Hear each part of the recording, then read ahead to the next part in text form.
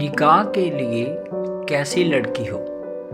حضرت ابو ہریرہ رضی اللہ تعالی عنہ سے روایت ہے کہ رسول اللہ صلی اللہ علیہ وسلم نے ارشاد فرمایا، عورت سے نکاح 4 چیزوں کی بنیاد پر کیا جاتا ہے۔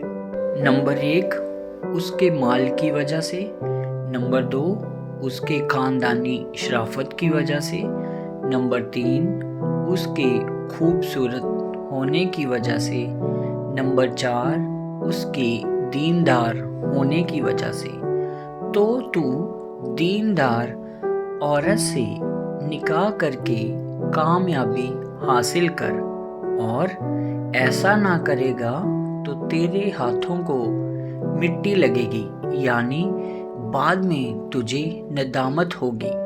صحیح بخاری حدیث نمبر 50-90۔